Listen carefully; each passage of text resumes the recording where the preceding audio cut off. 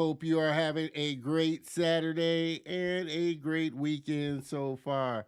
My name is Don Terrell, and I want to welcome you to another great episode of The Color of Motion, where I like to say, hey, stories come in all shades. And I highlight people of color and diverse backgrounds in the industry of motion graphics, animation, visual effects, cartoons, and comics. This space that I am ecstatically crazy about, if you don't know by now. Again, welcome, welcome, welcome. You know the drill. Jump into the comments. Let me know where you're tuning in from. Say hey so I can give you the shout out that, hey, you so richly deserve. I appreciate you joining me each and every week. You know that for sure.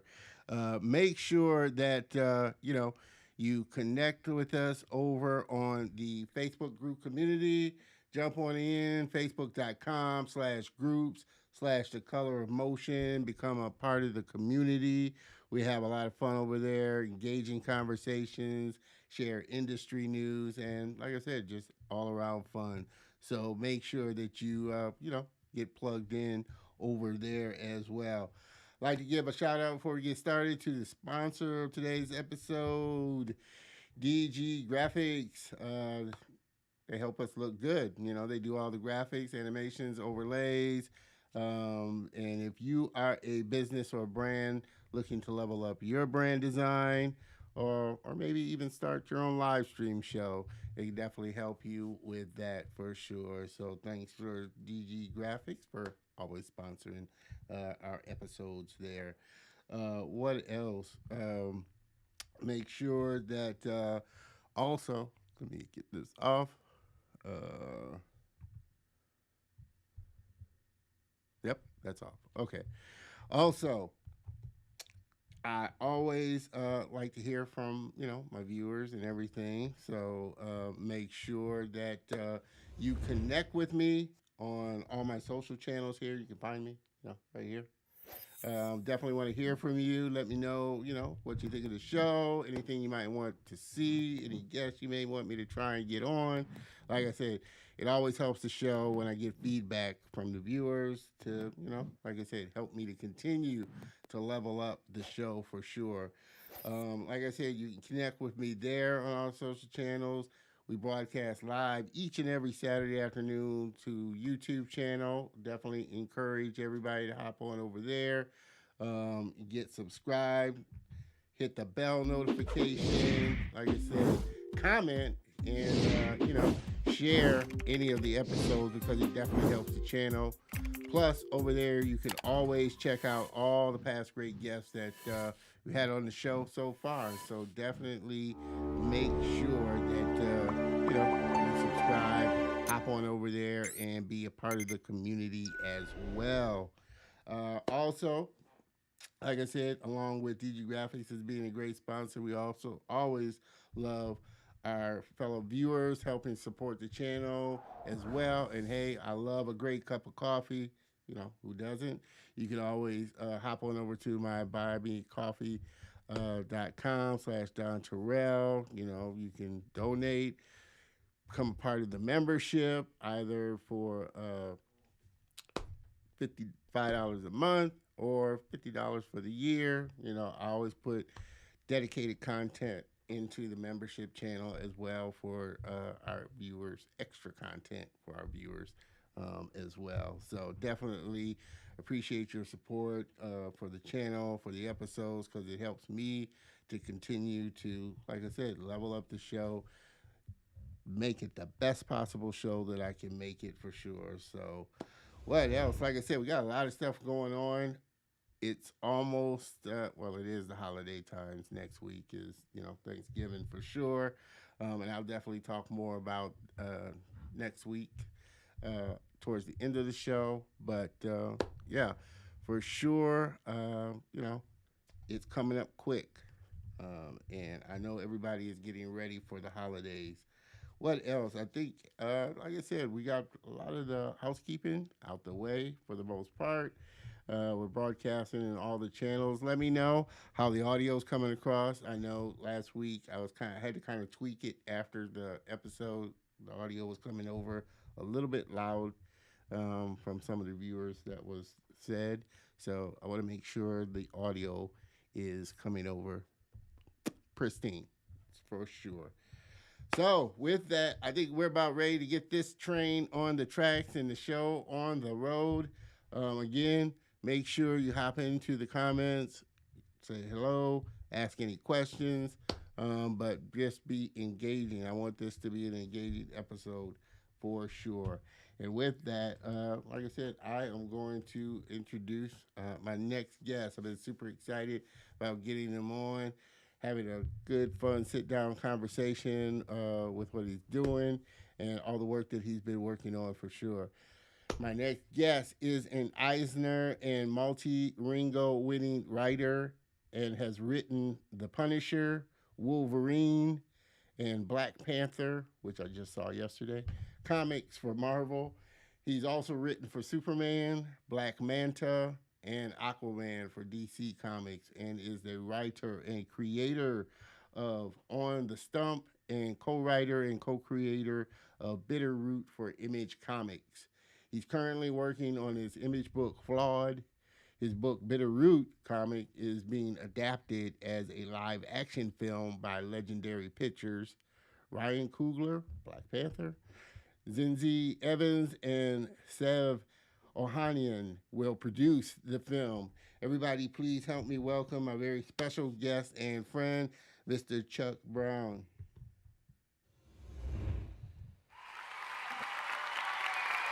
Man, Mr. Chuck, so glad to have you on there, man. I need to put my alarm clock every morning. Applause to wake me up every morning to get me out of bed. That definitely will help for sure. Like I said, our goal is, as always, to make our guests the superstars that they are for sure. Like I said, I've been super looking forward to getting you on the show, uh, seeing some of your writing, and looking to dive into your journey and kind of how you got started and just your path of writing comics as Yeah. a whole. Um, what was the thing that got you interested in writing stories in the first place? I mean, was that something that you always did growing up, just writing stories, or was it something you kind of picked up a little bit later on as you were going through school and life? It's like a combination of both. Honestly, I think a lot of us, Gen Xers, we kind of grew up on, Saturday morning cartoons and things of that sort. So if my first exposure to that world probably be Saturday morning cartoons, Spider Man, and His Amazing Friends, Yeah, the old Batman cartoon, Super Friends, Star cartoons that came out.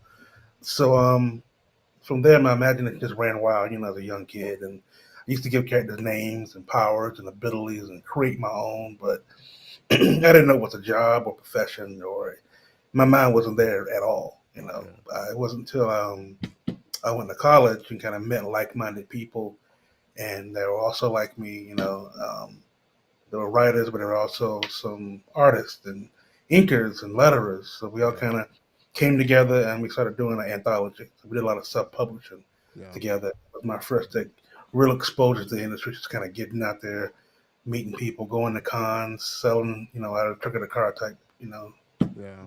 But you type always flow. felt like writing was kind of your space as far as in comics. You weren't going to be, weren't trying to be an artist, you weren't trying to be an inker or anything like that. You always felt like writing was your niche and Yeah, what you were really yeah, good at. yeah. I never wanted to be an artist or anything like that. I just always knew that writing was my thing.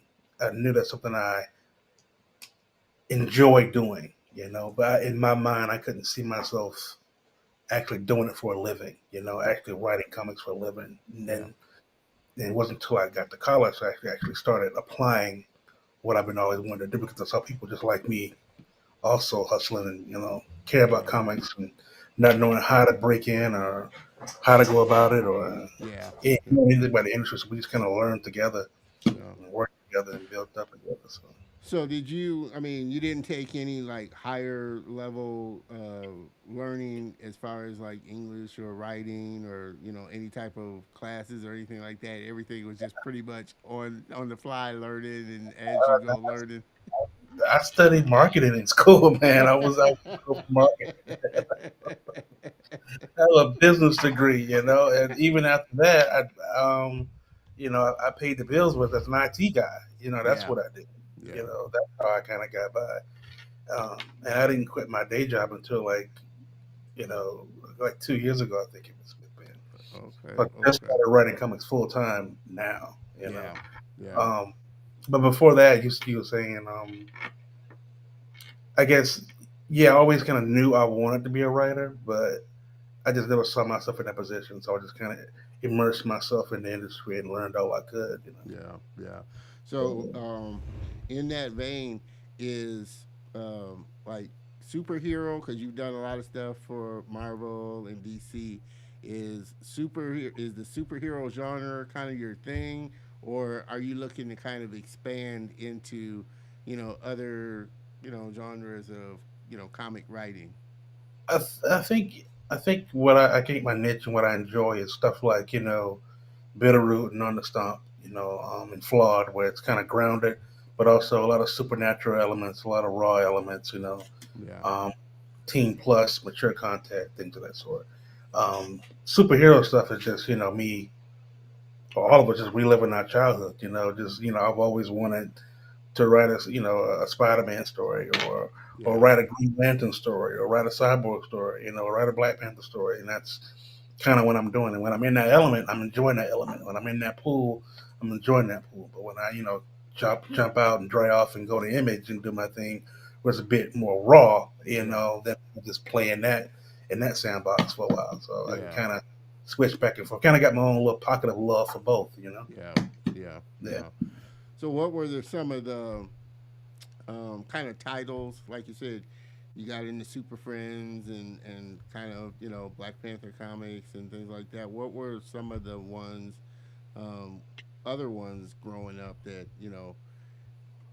or like you said, you kind of got into a little bit later. But what were some of the stories that really kind of resonated with you?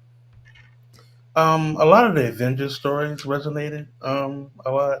Just seeing all these different characters coming together for a team. Because I always saw the Justice League, the Super Friends, almost like these godlike characters. But Yeah, in the Avengers book, it was like Neymar and She Hulk at the time, and maybe I forget who else on the team.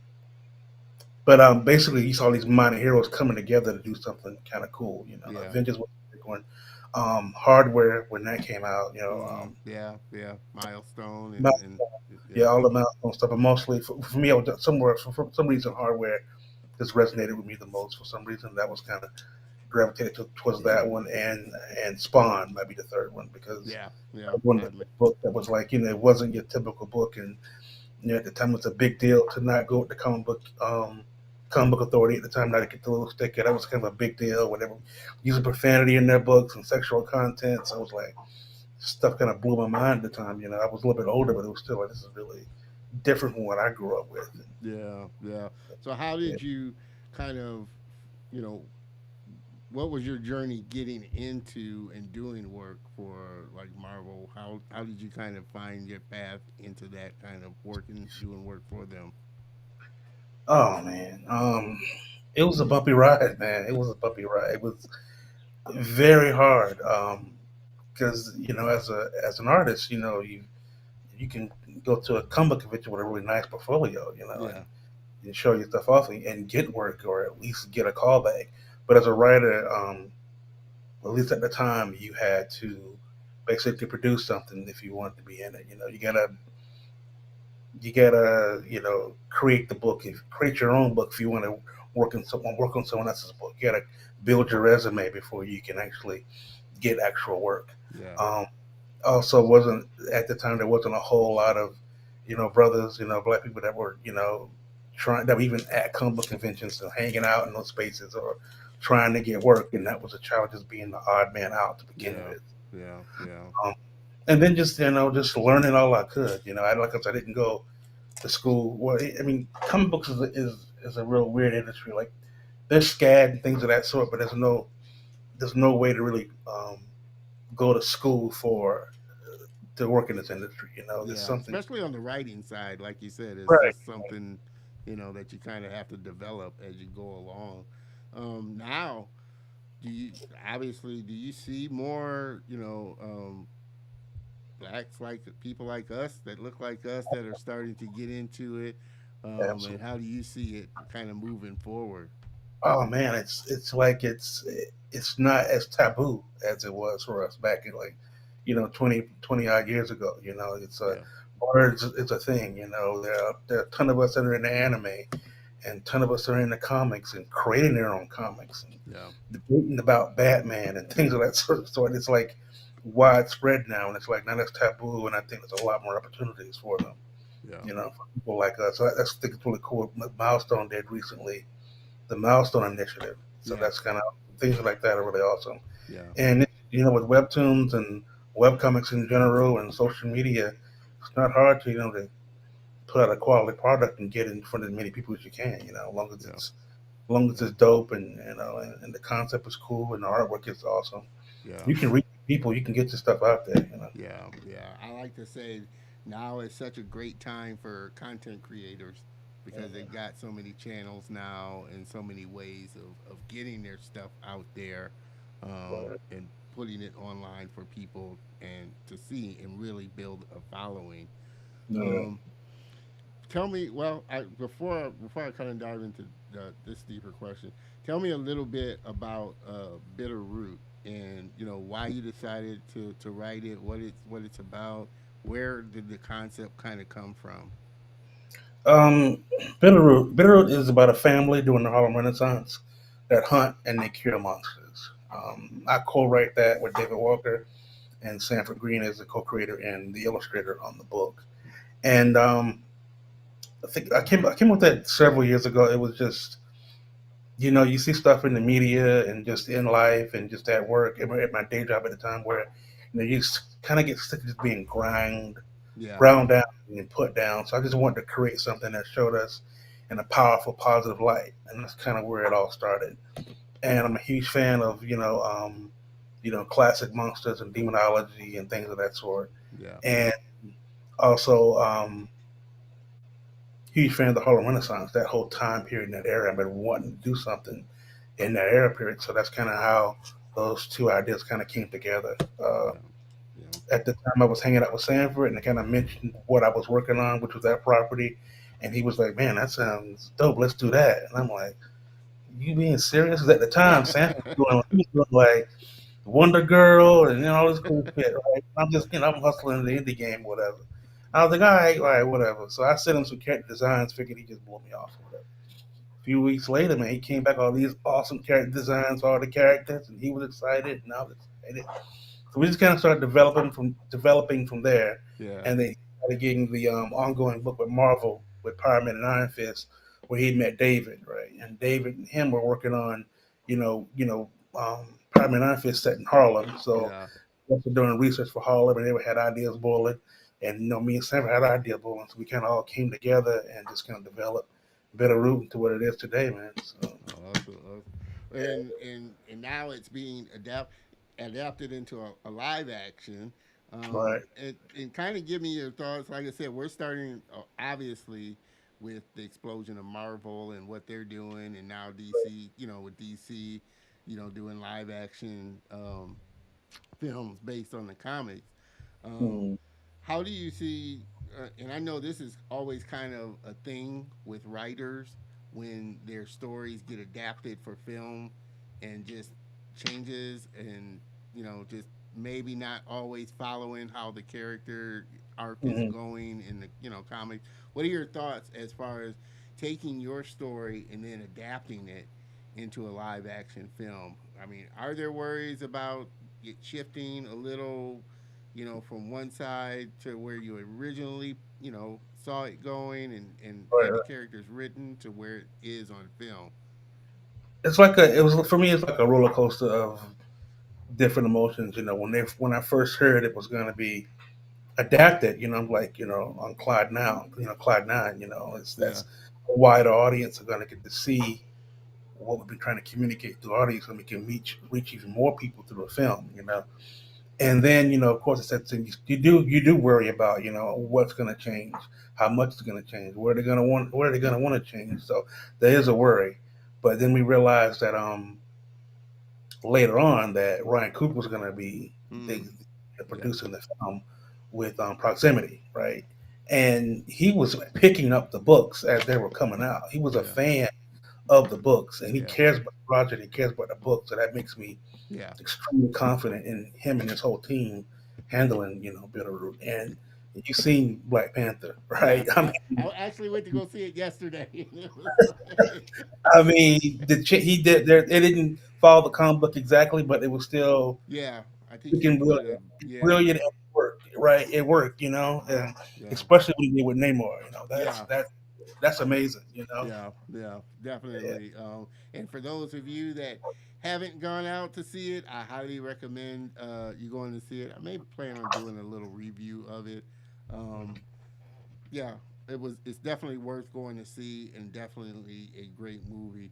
And I think it's always that much better when you get a director that is a fan of the original. Right. Well, he's Tend producing, not directing, but Well, I mean, somebody oh yeah, that's going to be involved in it that right.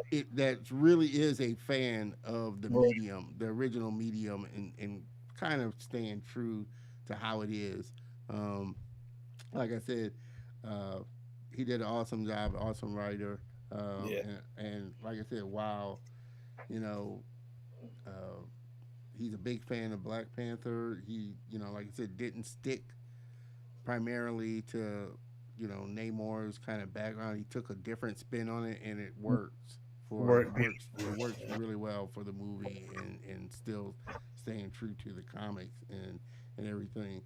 Um, when you sit down, what is there a process for you that you go through when you're creating and writing a story, and especially if it's your creation? Do you have Mm. a process? I know you're kind of, like I said, if you're writing for Superman or Aquaman or something like that, you're kind of tied to obviously what the character is. It's been around for a while, but Mm. when you sit down to write a story, is there any specific kind of process that you go through to develop it out? To develop it out, normally I kind of start with the log line, like an elevator pitch, like Yeah, something that kind of sums up like I said earlier with Bitterroot, a family during the Harlem Renaissance that hunts and kills monsters, right? So that's yeah, kind of where I would start with that log line, and then I would see, I have a family. Who's in the family? Who are they? What do they want? How are they changed throughout the story? Is it more about the family, or is it more about the event of the Harlem Renaissance? Is the Harlem Renaissance is a character in itself, and then from that log line, I then build a synopsis, and from there I build character profiles, and from character profiles I can start doing like chapter breakdowns. When I say chapter, yeah, 5 issues, 22 pages, issue breakdowns of each book. And they just kind of keep for me personally, I just keep chipping away at an outline, or chipping away at the character profiles, and developing the more and more story, and building upon, a foundation of that log line, or a foundation of the elevator pitch, or a foundation of that synopsis that I've created for a particular project. yeah, yeah. To this point, and you've worked with a lot of talented people and worked on some projects, big projects. What's been kind of the best piece of advice or lesson that you've kind of learned to this point that's kind of really helped you in your career and in your writing specifically? Um, I don't know if you don't think there's room for improvement, or if you don't kind of think you suck a little bit, then that's a red flag. If you think you the shit and your stuff's the greatest, and you're the best book and the best artist or the best artists out there, then that's a definite issue. yeah, Just stay humble, and just take a step back and look at your own stuff, and try to one up yourself every time you can and try to have a little fun in the process. That's a great piece of advice, and always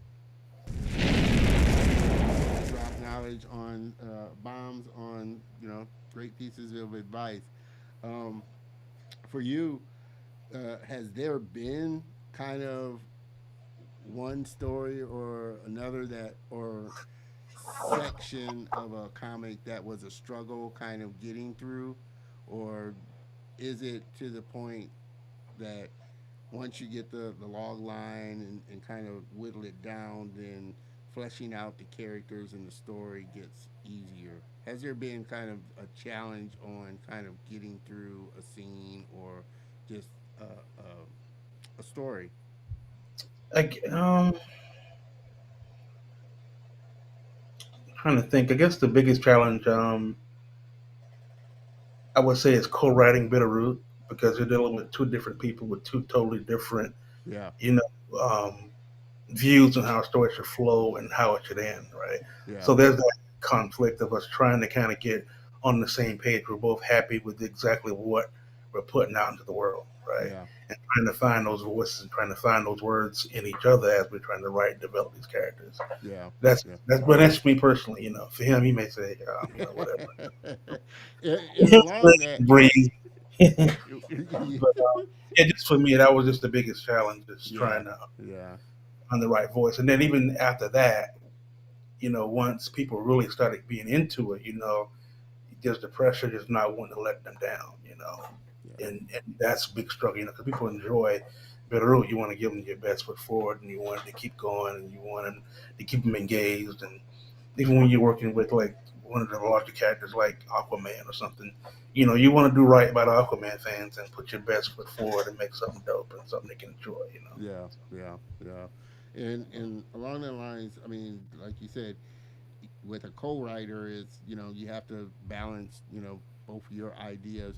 Is it just is it the same way when you're writing and for a comic and you have an illustrator that has to capture an image of what you're writing, or is it pretty easy with how you're laying out the words and how you're laying out the story for them to kind of get a visual, or are there moments where you get a drawing back or something like that? And it's, I mean, of course, with I'm sure the process may be a little different with Marvel, working on Marvel or DC, but if on your own stuff, when you're working with an artist, getting a visual, and maybe that's not kind of the idea, or do you kind of let the artist, just kind of run with your words? When I'm working with my creator owned stuff, it's normally with like Sanford or Prezi, or someone that I've worked with for years and I've developed a pattern with, and Yeah, a routine, right? And those are people I just absolutely trust with the page. I know whatever they give back is going to enhance the yeah, book further. And even in that case, there's still thumbnails. They'll do yeah, like little sketches of how it's going to be laid out, and they'll send it to us, and we take a look at it, like, oh, if we maybe move this panel here, move this panel there, or I need more room for voice balloons here, or something of that sort. But that's not even that often that's even needed. yeah, Um, but let's say starting a whole new creator own project, and I'm working with someone totally brand new, right? We may just not flow together. It may be where we have to kind of find our groove, and that can be a real challenge. Finding out what they like. Do they want me to give them more description, less description? Do they want me to post reference right into the script? You want me to send you a folder with a bunch of reference, just to kind of find. Well, for me, just to kind of find what would make their life easier, yeah, and and make them feel valuable to the project. Do you how much do you want to put into these character designs? Do you want me to give you a ton of references, or you just want to go off and have fun and do your own thing? yeah, And that's kind of how you get it. You do get all that stuff out up front before it even gets started. And then hopefully things will be kind of smooth once they actually get the script and start kind of flowing forward. yeah, You kind of sit down first and find out what they care about the most and how to make their jobs easier.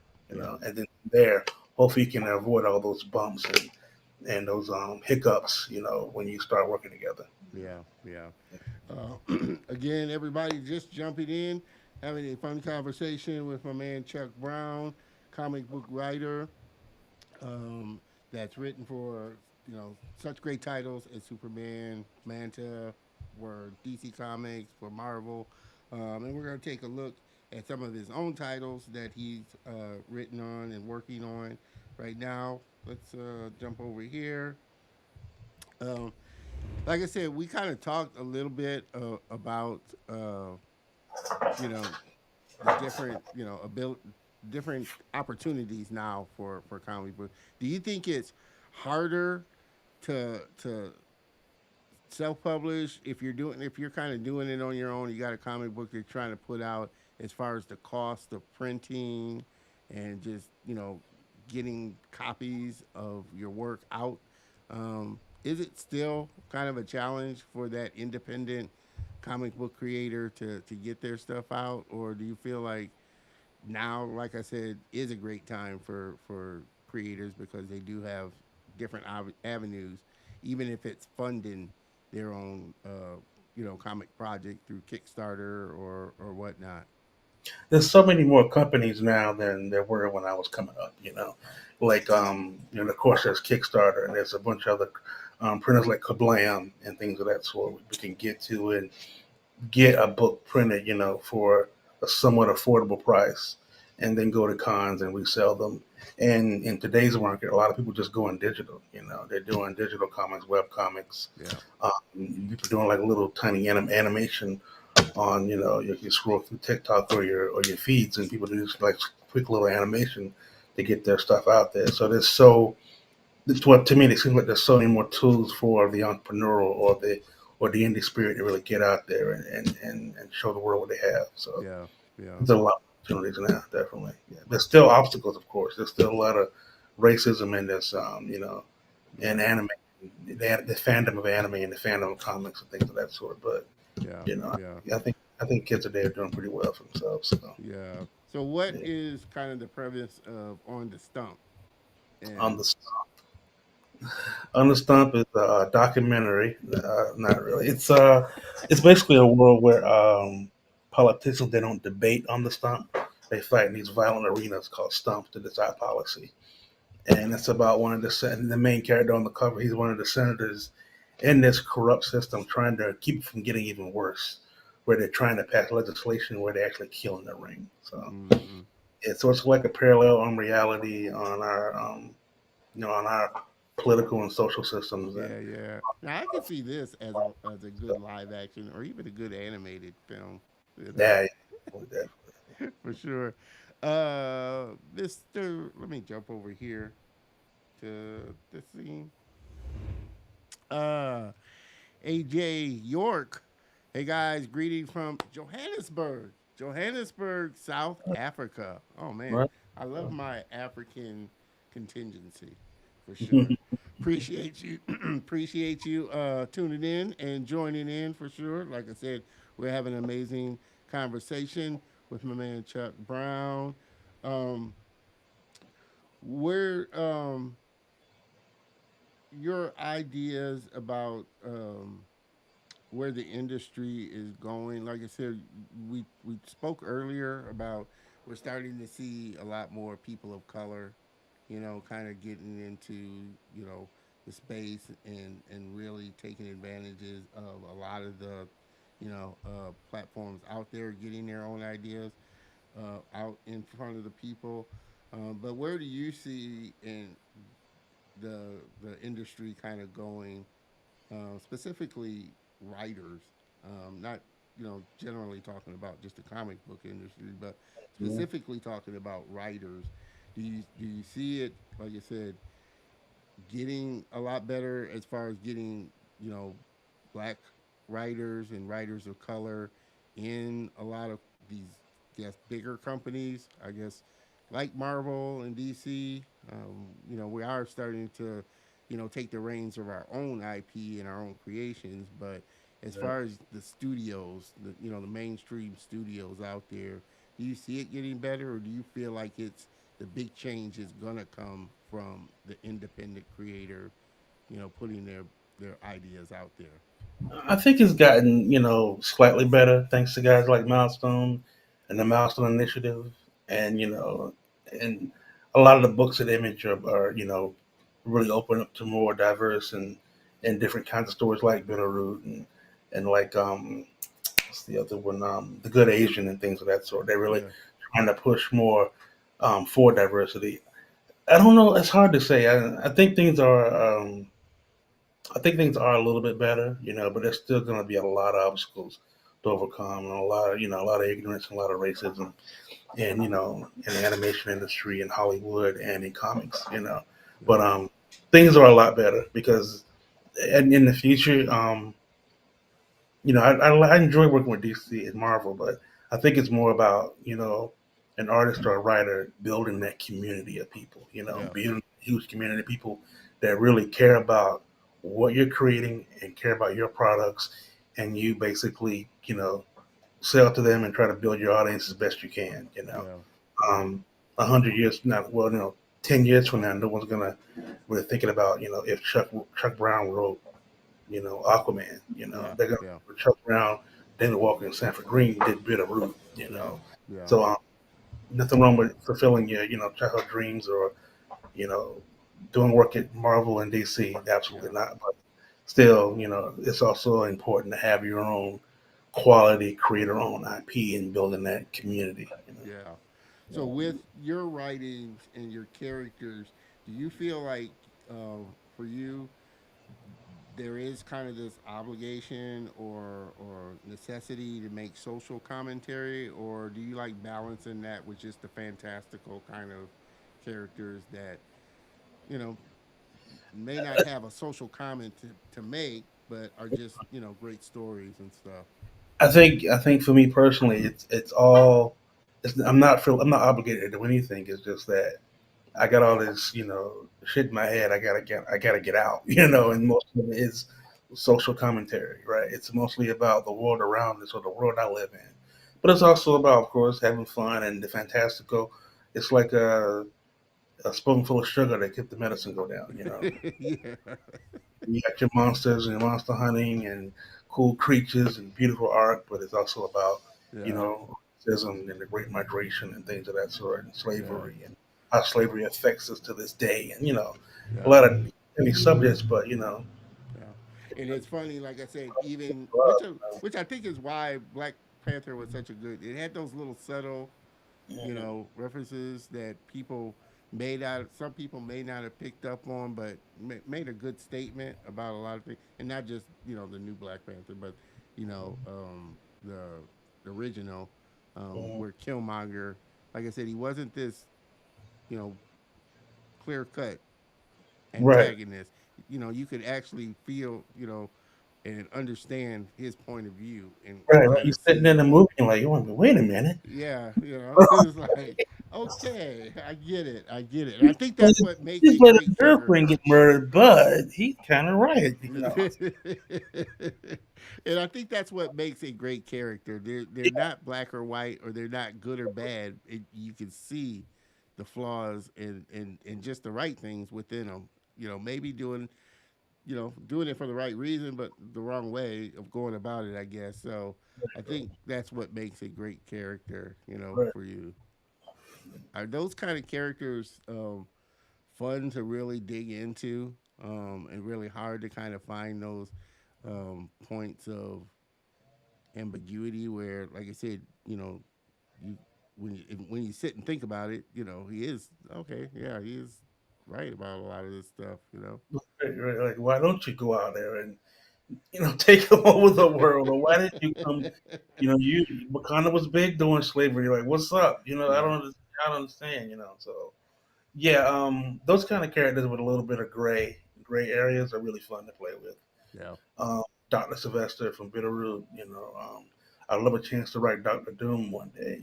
Things of that sort. Blade's a great character, great anti-hero. I always love a good villain. Joker is a real good one. yeah, yeah. Um, Even Batman himself, he's a little, fucked up in the head Yeah, yeah, himself. yeah. Flawed So to the it's fun to to play the with, that kind of character. But you're also insanely dangerous and powerful, but you're a little off. So yeah. So, is there any titles out there now that you read that you think would make a great, adaptation into a film, whether it be live action or an animated film? Oh, I haven't really thought about it. Let's see. I'd love to see a Black Manta as an animated film. You Yeah. know, that's why that DC animated film. Um, let's see. Which is why I think they're going to be. I mean, that's the thing about Marvel and DC. They got such a backlog of characters they could really Right. dive into and really play with. And I'd love to see another animated Black Adam film because the one with Superman and Black Adam that was pretty awesome. It'd be cool to see more of that. Yeah. Okay. I haven't seen the new Black Oh Adam yeah, movie, yeah, yeah. so It's I'm not not. terrible. It's not. I, No, it was I, pretty good. As far as DC movies go, it's pretty good. It's pretty good. You know. oh man! But now you're like I said, you're starting to see this, and it's so hard to kind of keep track because they're all starting to merge together.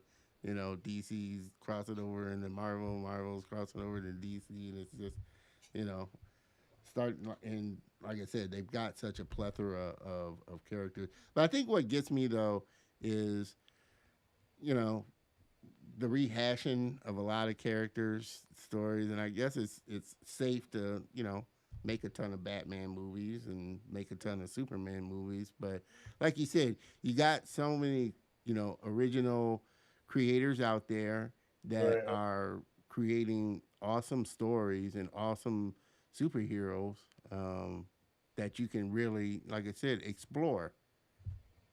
Something fresh, something new. I guess. Like I said, we're used to Marvel, we're used to DC.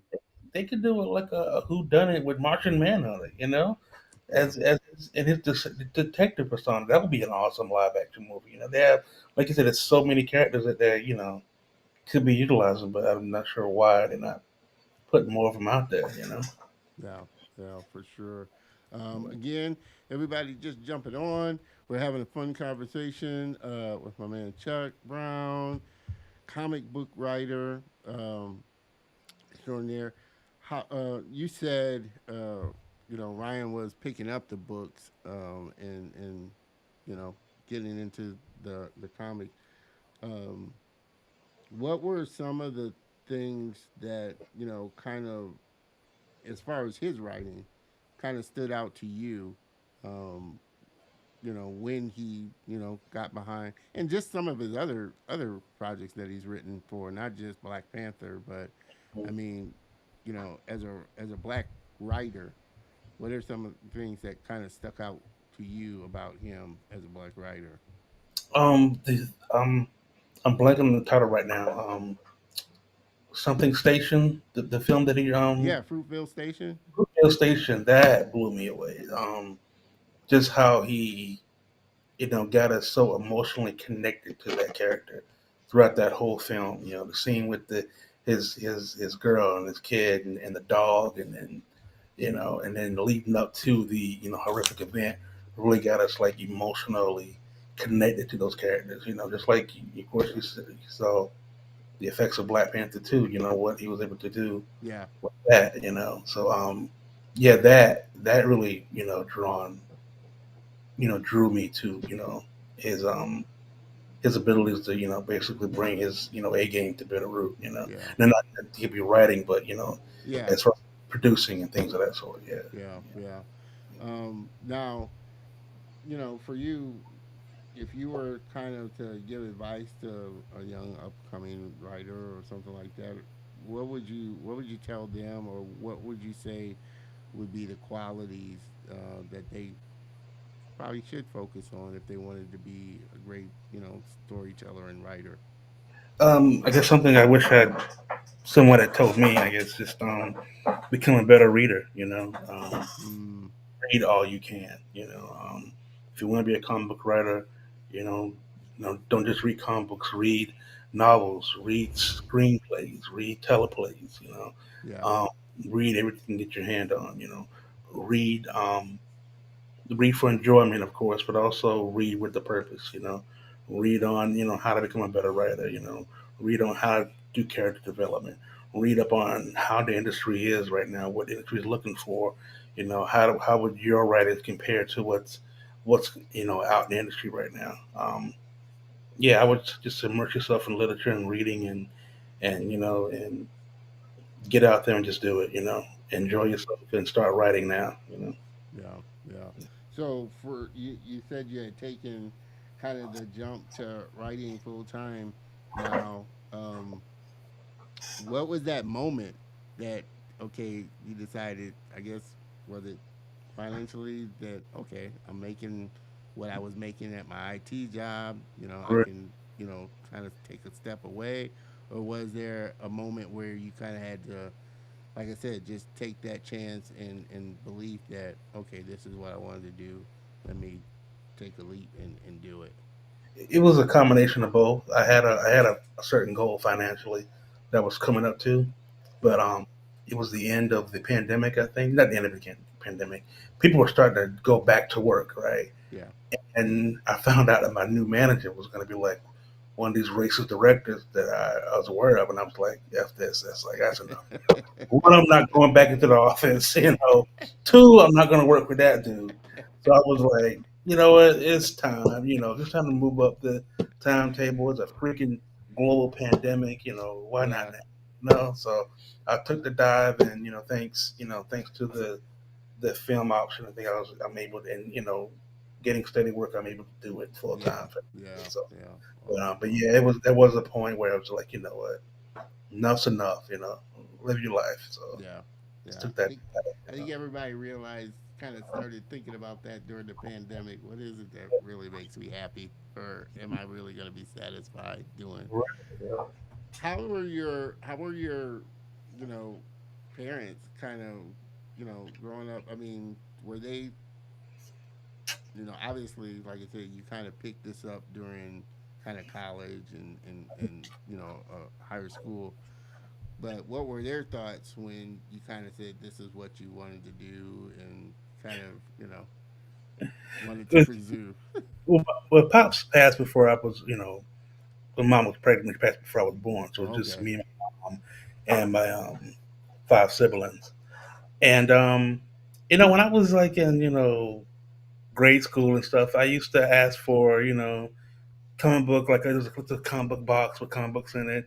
And my mom would get it for me, and she would get me the Thundercat toys and the He-Man toys or whatever, But I think they just kind of always thought it was, taboo that I wanted to write comics, and I'm always talking about comics.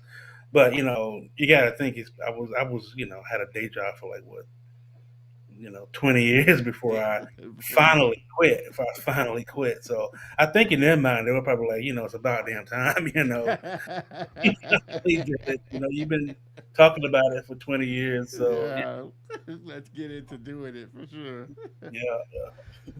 For you, I mean, what is there one thing that you just, I mean, because it is a kind of solitary type of thing that you do, almost like an artist. You're there with a sheet of paper or a blank, computer screen, sitting Mhm. to write a story. What is it about you? What is it about writing that really kind of draws you in and just, you can lose yourself? Um, I guess when I like being alone, I don't like. I love being by myself. If I went, 6 months without seeing, just my wife and my kids and that dog, I'm good. I ain't gotta talk to nobody. But when I'm in the zone. I got you see my little setup in the back. Yeah, I got yeah, yeah. my toys and stuff to inspire me, my old school toys, and I might put on a little music and pull up the outline and just kind of read it over that and let my imagination run wild and Yeah, yeah. throw up on the page in a sense, and just And so that's interesting that you say that because I kind of, like I said, I guess listening, to a lot of Ryan's interviews, he's a very laid back, really, you know, down to earth type of person. Mhm. How would you feel like you would be able to if you got that moment where you wrote, maybe not directing, but you wrote and it just blew up and took off, and you find yourself suddenly just in this massive demand of people. How do you feel like you would be able to handle that if you're that type of person that just would rather be alone with your family and just writing and doing that? Right. Just the massive success. Okay, say Bitterroot just explodes, and blows up, and I don't now know. everybody's wanting you. I'm pretty good at standing in the background, so I don't know. I'm pretty good at hiding from people. Um, it's hard to imagine anything. Me being on that level. As Ryan Coogler. Anything huge like that. But I guess if I did was working on something and it required press tours and stuff, it would be very challenging. But Yeah, I would give it my best. Do my best. yeah, To try to make it happen. Like your show. I just I saw what you do and what you care about and what you try to accomplish. And even though it's hard, I still want to be a part of that. I still want to be a part of this community. I still want to help people. I still want to learn from people. yeah, So yeah. sometimes you gotta force yourself to kind of get out there. So No, trust me, I get it.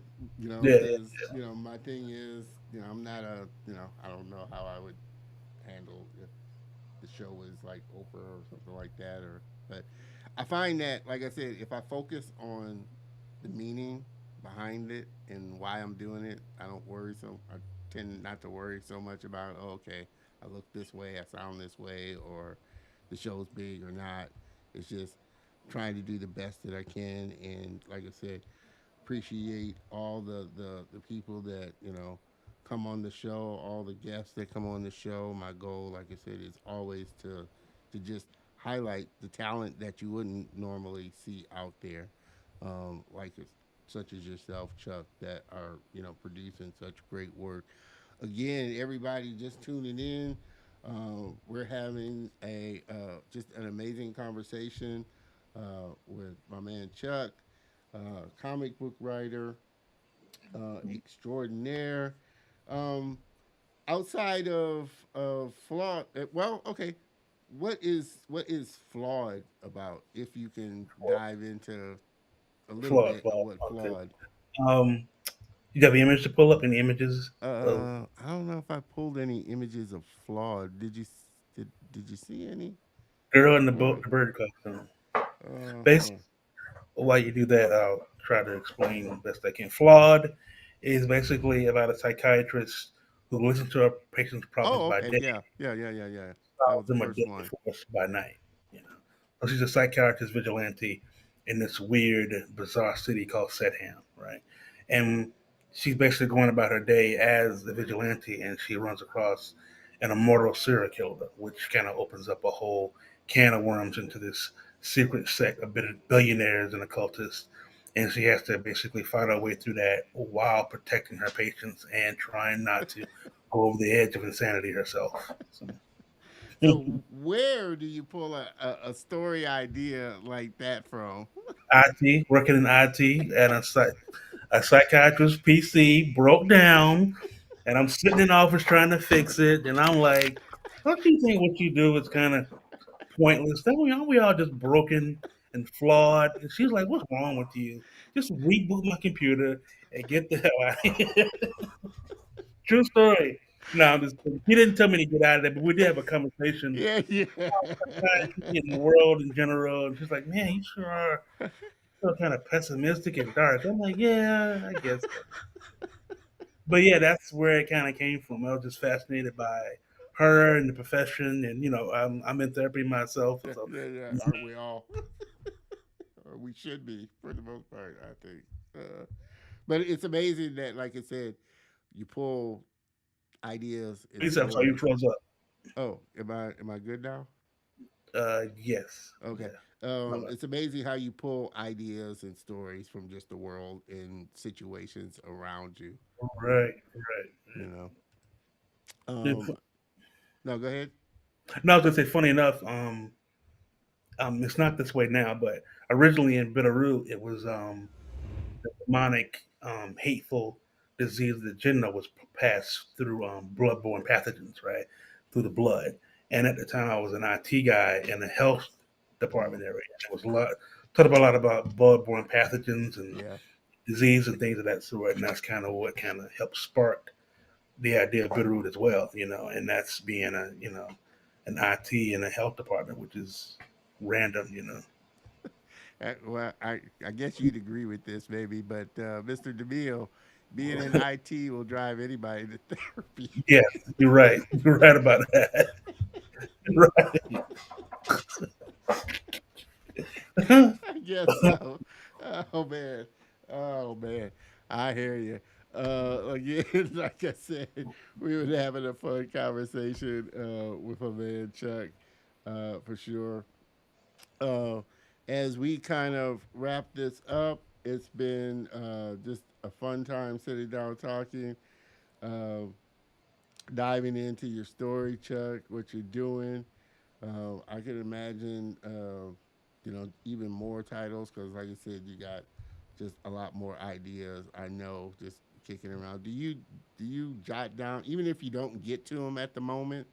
Do you jot down like an idea that may come to your head, that Yeah, you may I have circle like back on? a folder of IPs of all ideas that may. If sometimes someone just like a log line, I still just write them down and throw them in a folder in case they develop into something Yeah, later on. So, yeah, yeah, yeah. Um, and how do you? One last question. Well, maybe two. Um, how do you, or do you go into creating your book or any book with the intention of, you know, trying to get it produced, or what's your kind of methodology as far as, okay, we created this book, where are we going to take it, what, you know, how long is it gonna, go on and go on and go on, or is that something that you keep in mind, like it's got a finite date or an infinite date, or is that dependent on just as long as you can come up with ideas and stories on the characters that you create? I guess at the point of creation where it's just a log line and an idea, there's no expectations. As I'm developing something more and more and more, and like whatever's in the project. There's a project right now that's right behind. Flawed is being in stores now, right? It's in stores. Issue 3 is in stores 11 on 11/30, right? So it's out there in the world, right? It's already written, right? So Yeah, my next project in line, I'm really gonna have to decide, how I'm gonna get it out into the world. How I'm gonna get as many eyes on it. How I'm gonna monetize it so I can, afford to pay the artist and yeah, keep the lights on and things of that sort.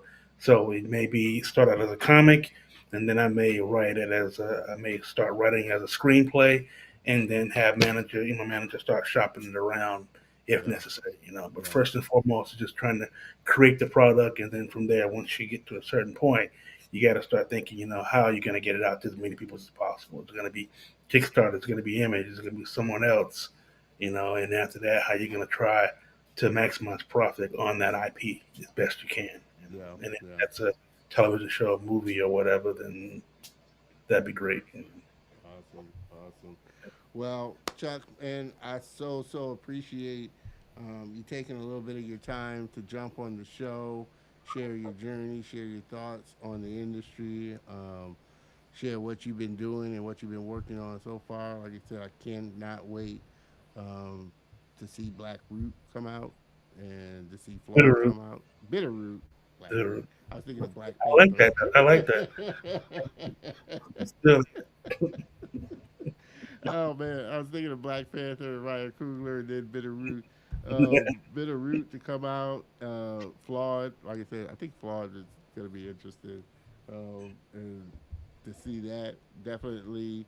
Uh, can't wait to get my hands on some copies of that for sure.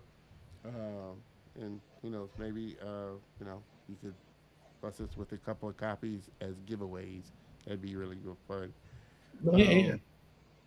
Um, uh, Final question: if you could go back in time a little to your younger self, what Mhm. would you tell kind of your younger self, or what is there any advice that you would give your younger self? knowing what you know now? Um, I would just say it's going to be okay. That's what I would say. It's going to be okay. Anything beyond that, um, you just never know. Just got to remind yourself that it's going to be okay. No matter how hard things get, don't give up. You know, So, don't yeah. give up. Great piece of advice. And of course, on that one, I like to give a bomb. Don't give up.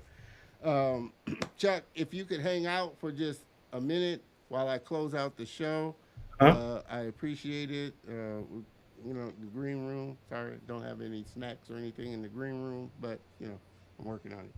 But if you could hang out while I No. close out the show, I'd appreciate it.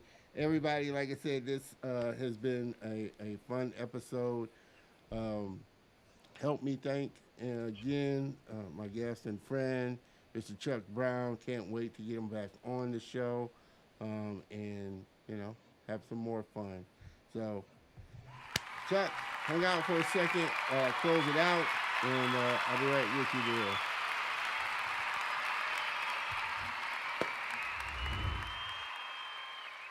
Everybody, this has been another amazing episode, a fun one too. Like I said, I always love comic book writers. I wish I was a comic book writer. I was started out cartoon. Comic strip writer is a little different than comic book writer, but I love just how characters are brought to life in visual form in comic books, and so I always have a soft spot for comic book writers and comic strip artists and stuff. I hope you had as much fun as I have had doing this episode, as I always do. We had some great fun. Looking forward to, like I said, not only having Chuck back on, but like I said, getting some of his books to do some fun giveaways for sure. So, with that, like I said, this has just been, as always, a great episode. I enjoyed it. I hope you did too. Well, next week, of course, is holiday week, so we will not be doing a live episode because of the Thanksgiving holiday.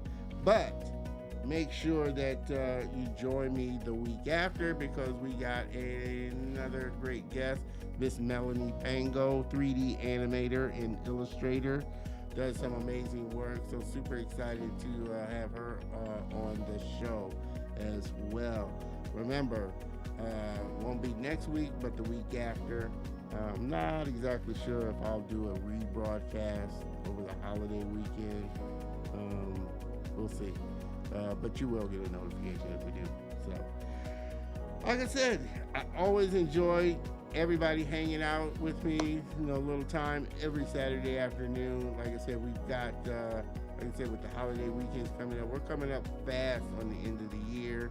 And I am just super excited about just, the new plans for the show coming up in season 3. Some exciting things planned, so can't wait to kind of lay them out and kind of drip them out to you.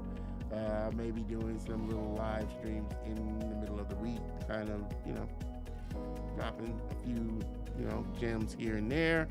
But I hope, yes, Mr. DeVille, I hope you have a great Thanksgiving. I hope everybody has a great Thanksgiving, a safe Thanksgiving. Eat lots of turkey if that's your thing. If you're traveling out of town, be safe for sure. But like I said, make sure that you join me the following week because, like I said, it's going to be a great show and a great episode. So can't wait for it. With that, everybody have a great weekend, a safe weekend, and I will see you week after next. Same bat time, same bat channel. Peace, everybody. Cheers.